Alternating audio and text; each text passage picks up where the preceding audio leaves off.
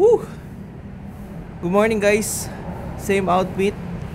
Recycle lang tayo para hindi masyadong malakas sa laundry. Sa kasalukuyan, kamusta kayo Martians? Sipa nga. Sa kasalukuyan, kamusta kayo Martians? May muta pa ako. Sa kasalukuyan, kamusta kayo Martians? Welcome back to the 365. Okay, so for today, simba muna tayo. Hindi ko dadalhin tong vlogging cam. Ang mag-osmo muna tayo kasi malaki. And trip ko gamitin yung osmo eh. Medyo napapabayaan natin yung osmo, so kailangan natin siya gamitin.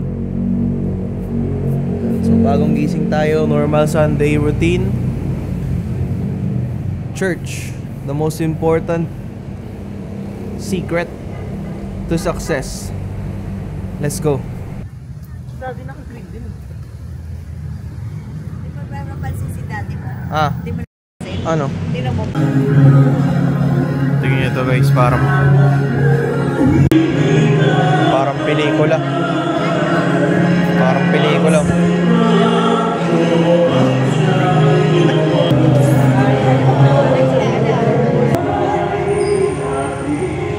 Secret to every man's success right here, bro. Ay.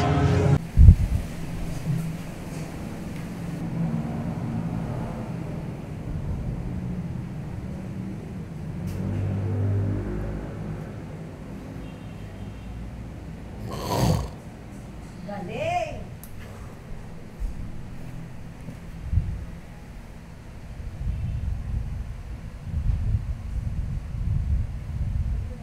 Kakapit pa tayo? Starbucks! Ha? SB? SB ka na ha? Dede? Magaling bato ko. Ha? Magaling bato ko. Nag-crush ka eh. Ano ba kinain mo na matamis? Go! Ay, kaya nag-crush pagkatapos nag-coke. What is up, na Mortians? Ay, hindi, na Martians pala to.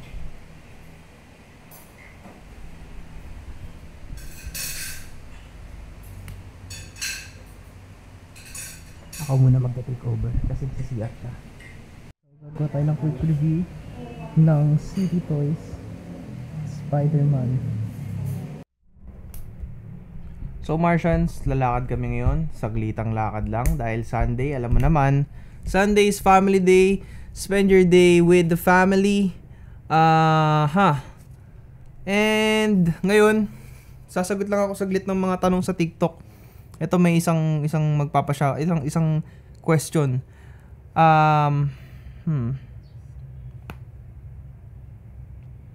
Sino ba to? Max. Okay, so big shoutout kay Max Torx. Bossing, baka pwede makakuha recommendation mo. Canon 70 gamit ko. Ano kaya pwede pares na lens for landscape photography and sports? Pag sinabi kasing landscape, usually wide lenses talaga yan. And also pag sports, telephoto agad yan. I think kailangan mo dalawang lens. Kailangan mo ng 17 to 70 millimeters yung pinaka-safe na type ng lens para all around. Pero kung wideness talaga, 10 millimeters talaga kung wide. And kung telephoto talaga, yun yung mga 70 to 200, 70 to 135, I think. Basta mga ganong range talaga pag sports. Para sa akin, puro telephoto. Pag wideness, yung mga 18mm below. Kailangan 2 pairs kung yan yung tatahaking mong niche. Don't forget to follow, share, subscribe. I will answer more questions sa YouTube channel ko rin at Marco Mars. So, peace out. Okay, so diba? Big shoutout kay Max Torx. Puro lang ako ganito sa TikTok. Sagot lang ako ng sagot ng tanong. Kaya, pero alam nyo guys, bago tayo pumunta sa SB, ang dami nagtatanong sa akin sa TikTok about sa Sony A64. Sobrang solid ho ng A64, yun lang masasabi ko. Yun. Tara, kape muna tayo. Oo nga pala guys, yung sinut namin ng kapatid ko na review nung isang araw ng laruan, naka-upload na sa YouTube channel niya. Yarnamore. Nag-commentary si John. May sinoutout na ba ako for today's video? Di ko alam eh. So far 71 views, not bad, not bad. Pero isa lang yung nag-comment. Okay lang din naman, okay lang. Big shoutout kay It's Met J. Tama ka, dapat kahit minsan treat yourself something good. Shoutout sa'yo. So tara, kape muna tayo.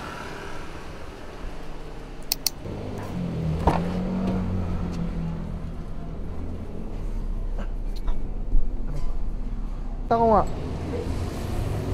Sinoutout ko na nga ikaw eh.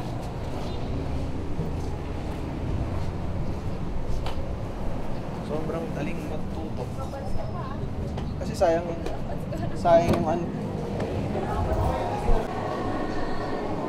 Feels like home. Feels like home. Huh? Yun yung balance. Isang blueberry cheesecake. Tapos vanilla sweet cream cold brew na grande. Ibang-iba yung magiging generation ng anak mo. 35 pag-asawa ka na. 3 months na lang, magiging 29 na ako. Tapos buong 20s ko, ang buhay ko, ikaw. Kaka, di kaya ito, iwan ka na Oh, 20s ko nga. 9. Sa ngayon, mga ano ka muna, fling-fling, gano'n, mga landi-landi dito, landi doon. Hanggang gano'n ka muna. Oo. Yung mga ayaw mo na ni mami, gano'n. Tapos maka-heartbroken ka. Tapos lulukuin ka muna ng girl, gano'n. Papaloko ka muna sa isang A.A. cake, tapos, ayun, wala na.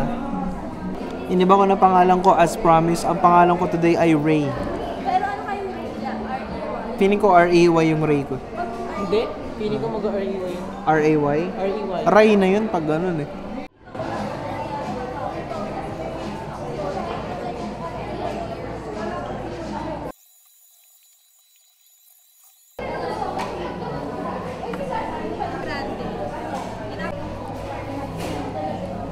Ano nakalagay?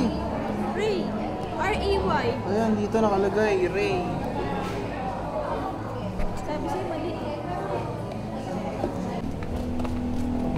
Oo. Okay. So, we're back sa home base. Hindi ako nakapag-edit. Plano ko sana mag-edit, pero alam mo yun. Sunday kasi ngayon, so talagang hindi ka dapat masyado mag-work. Spend more time with the family. And after kasi nito, itong linggo na to, isang matinding grind ho to mga kaibigan. Isang matinding grind. Grabe, biglang nag-stop yung recording ng camera tapos nagloko. Oo. Hindi ko alam kung sa battery ba yan or sa... Hindi ko alam. Pero talagang kailangan natin siya dahan-dahan. I-retire natin tong camera na to. Sa oras na lumabas ang A7S4. Instant, immediate upgrade.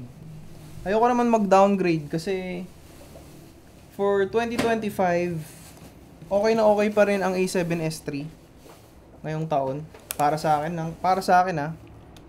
Madalas kasi 4K pa rin ako nag-e-edit. At A7S3 ang hinahanap ng mga tao. Transfer pa ako ng files. Pero bukas, may malupit ako na trip na sinakyan. Naka-black pala ako. Feeling ko naka-green pa ako. Nag-recycle kasi ako ng damit eh. Oo. Ay, hindi masyado. So guys, may pinaplano akong bilhin na ilaw. Ang tawag dito ay... Ano naman kung kita ka? Bakit kabit pa kita? Dito sa A7S3 ito yung kagandahan. Pag madilim, it's either ISO 12,800 crank up ng shutter, o kapag super liwanag 640 below goods, 12,800 goods. Hindi ako pumupunta between 3200 ISO papuntang 10,000 ISO, hindi ko siya ginagamit. It's either 12,800 or pababa. Napapansin ko sa TikTok Martians, ang dami nagtatanong kung maganda ba ang A64. Ito kasi yan, medyo kailangan natin ng masinsinang usapan ha. Kung nakarating kayo sa parte ng video na to, more money and more wealth is coming your way. Naging naging basehan na ng good vibes in channel ko. Pero yun lang naman kasi spread natin all throughout this year. So, kung ang A64 ba, good pa rin ba for this year? Oo naman. Kasi, una sa lahat, ito yung honest truth. Nasa Pilipinas ka lang naman. Nasa Pilipinas lang tayo. And mostly, dahil nagsisimula ka pa lang, ang una mong target, which is dapat, is yung mga free lang. Magsushoot ka for free. And pangalawa mo lang na target is mga local at small businesses lang naman. And yung mga small and local businesses na yan, walang willing gumastos ng 10K above unless bigyan mo sila ng magandang set of deliverables na magbe-benefit ng growth para sa business nila. Pero, yun nga, in all honesty, okay na okay ang A64. Kasi, 4K lang naman ang gagamitin mo, tapos i-render mo din naman ng 1080. Or yung iba nga dyan, naka FX3 na. May one time ako na-encounter, naka FX3 na, pero 1080p lang yung gamit. Tapos 8-bit lang. Tapos medyo may pangalan na yung client. Merong mga ganun ewan ko kung bakit. Pero kasi ako, I shoot everything in 4K. 4K 120, 4K 24, 4K 30. Kung papansinin nyo, bumalik ako sa 4K 24 kasi mas gusto ko yung 4K 24 kaysa sa 4K 30. Magagamit ko yung 4K 30 siguro sa professional shoot dahil extra frames para sa stabilization ng mga footage. But all in all, when it comes to A64, okay na okay pa rin 1080. Hindi ko rin alam bakit Hindi ko rin alam bakit yung iba, bayaran pala ng Premiere ngayon. Oo, shit. Hindi pa ako binabayaran. Oh my God. Wait lang, ano bang gagawin ko? Wait lang, check ko yung balance ko. Wait lang guys may conflict tayo ngayon. Tatakbo lang mo sa taas. Oh, sige. Titignan ko. Bye-bye, magta-transfer muna ako ng files para medyo maaga tayo makapag-upload. Kasi kailangan natin matulog ng maaga kasi may ganap tayo bukas ng sobrang aga. At susubukan natin gawin ang The Perfect Monday bukod sa nagawa na natin yung The Perfect Sunday. Gagawin natin yung The Perfect Monday. Sumama ako sa trip ng tatay ko bukas sobrang aga. Ewan ko kung magagampanan ba natin. So, tsaka wala masyadong ganap today. Sobrang chill ng araw na to. Bayaran na ng Premiere ngayon, guys. So, ang bayad ko sa Premiere ko, 1,971 pesos. 'Di ba? 2K agad. Sa mga curious dyan, kung paano nyo ito magagawa, i-divide nyo yung 1,971 sa 30 days. Yun yung pinaka-safest. 1,971 divided by 30. Kailangan meron kang at least 65 pesos na inaalat every shoot para makapagbayad ka ng license na Premiere. Creative Cloud na all apps, makapag-license ka. Pero siguro kung nakaka-30 ka na shoot per month, at least 65 pesos yung kailangan mong ialat. Pero kung nakaka at least 10 below ka, syempre bayaran mo ng buo. Bakit ko to nire-recommend sa inyo? Way back na experience ko to, may client na nagtanong sa akin kung licensed ang Premiere ko. Buti na lang nung time na yun, license provided ng company ko. Na taon na nagamit ko, buti na lang. Which I think will give a really good impression kung naka-license ka na. Especially, hindi mo maiiwasan Na ito yung sign mo. Sa career mo, makakakuha ka ng magaganda at malalaking clients. Siyempre, kailangan mo magpapogi. Bukod sa maganda ang gears, maganda ang pormada mo, pakitaan mo ng license software or i-detail mo sa package mo na license ang software mo, hindi ka nagka-crack. Kasi, oo, sa mga local, okay lang naman na naka-crack ka. Pero kasi parang yun, piracy pa din kasi yun. Piracy and it's a crime. Alam ko marami dyan na naka-crack. Wala namang masama. Pero right now, base siguro sa na-experience ko, parang kung naka-crack pa din ako ngayon, I wouldn't be too proud. Given na meron pa nga dyan iba, basta, hindi ko na lang din i-detail. Pero, I think it's always better na doon ka sa crack version and paid version. Para syempre, may more reason kang magdagdag sa price mo.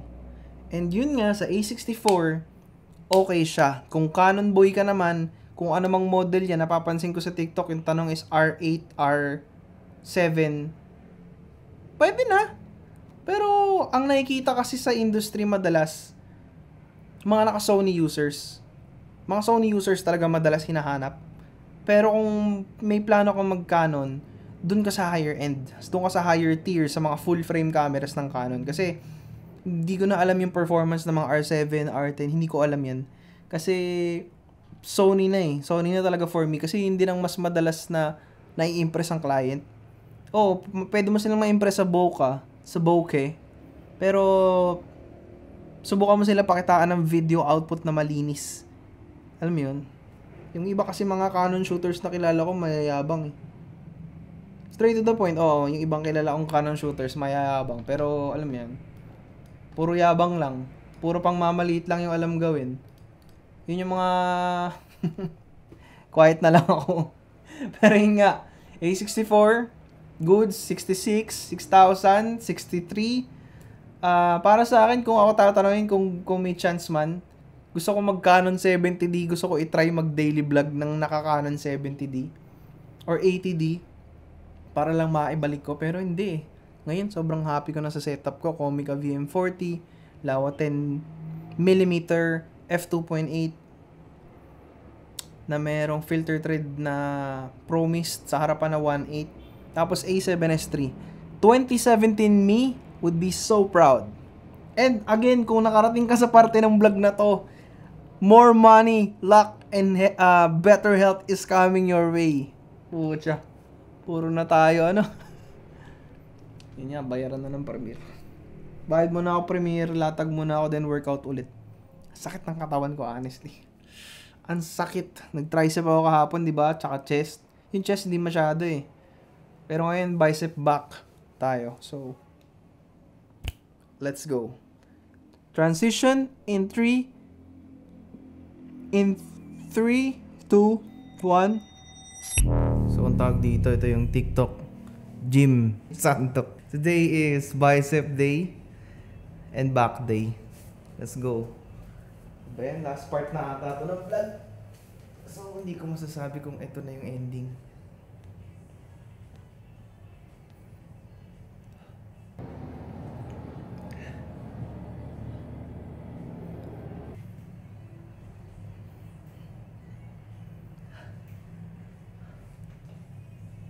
May pailaw pa ako, guys. Mag-workout lang, may pailaw pa. Ayun, so nakatutok dito sa may taas.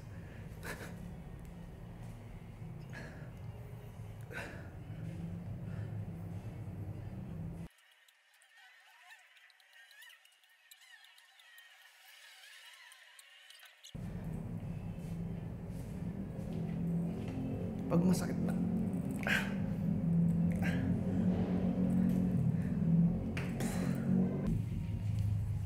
So, check natin. Alam nyo guys, kaya minsan tinututo ko ng sobrang tagal yung camera. Dahil we're testing out yung equipment natin. Itong Comica VM40, sabi ng isa nating tropa, si Paulo Marasigan, na mabilis daw malobat yung Comica VM40. So ako, I'm testing it out. Kung bibilangin nyo sa araw na in-unbox ko tong camera, up to this day, hindi ko pa siya charge. ginamit ko lang siya once ng wireless mode. And I think nakakalahati ko na yung battery. Pero hindi ko alam ba't yung kanya daw mabilis malobat. Mas malalaman din natin to kapag nag-wireless mode tayo sa isang interview or kapag gumawa pa tayo ng isang content na kakaiba. Alam mo, isang pasabog every month dapat. Try natin. Yun nga lang, ang plot twist nitong project na to na gagawin ko, gagastos ako for an editor kasi hindi ko siya kayang gawin. Alam mo yun, nang habang nag-edit ng daily vlog, kailangan natin magbayad at least once a month para may mapasabog tayong content. I'm listing it all out, yung mga pwede natin gawing content na pasabog. Kung meron ko yung idea, comment down below. Siyempre, pakikinggan natin yan. At kung nakarating ka sa parte ng video na to, good luck and more wealth is coming your way. Ginawa ko na yung pang-hook. Tatagal sila hanggang... Ayun na. May pailaw pa tayo, Martians. Para solid.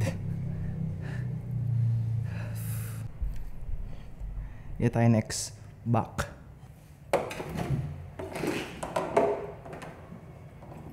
Uy.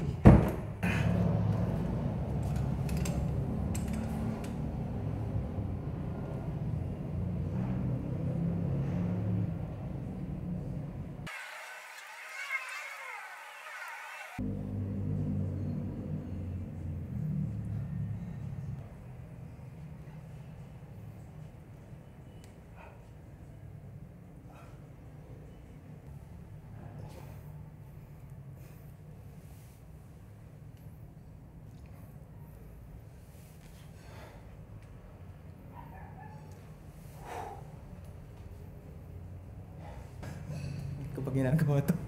Bakit ko ba ginagawa to? Pu. Lip job. Lip. Right. Pwede na, pwede. Okay, so Martians, tapos na ako mag-workout. And alam niyo, masasabi ko lang today has been really perfect for me. Nakapag-spend ako ng time sa family, which I mostly wanted to prioritize this year, this 2025. Bukod sa I have to grind out the life that I want to live, may time pa rin ako sa family. That's the greatest luxury God has ever given me. Kung nakarating ka sa part ng video na to, sana. But I just want to tell you guys that ito yung reflection ko sa araw na to. And I'm not really the strongest person to say this in front of the people that I love. But the first time na umalis ako sa bahay namin, I was a broken man. Mentally, spiritually, hindi ako okay. And unang ginawa ko nung araw na hindi na ako tumira sa amin is ginawa ko yung routine na nakikita ko sa lolo ko, which is every night nagdadasal siya. Kasi way back then, conflicted ako about sa trabaho, hindi ko alam kung anong sikreto, kung anong gagawin. Not until then na-influencean ako ng lolo ko na, alam mo yun, na-influensyahan niya ako na magsimba. That's where, nung nagsimba ako sa simbahan na yun, napaka nito, sentimental ng simbahan na to sa akin. Kasi para sa akin ito lang yung home eh. Alam mo yun, pag nagsimba ako sa ibang simbahan, parang hindi ako masyado comfy. Lagi akong o-offering ng lolo ko. And nung first time ko mag-offering, yun, naiyak ako. Kasi, yun nga, bumalik ako sa kanya as a broken person. Or yun, as a broken man. May sumisigaw sa... Nag-moment tayo dito, may nag-shoutout tayo, no? Hey, doon sa may dulo, uy. Oh, puti. Shoutout daw. Oh.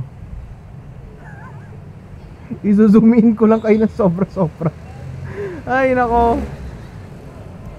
Okay, nagmo-moment ako dito eh. Tapos, inaano nyo ako, ginugulo nyo ako.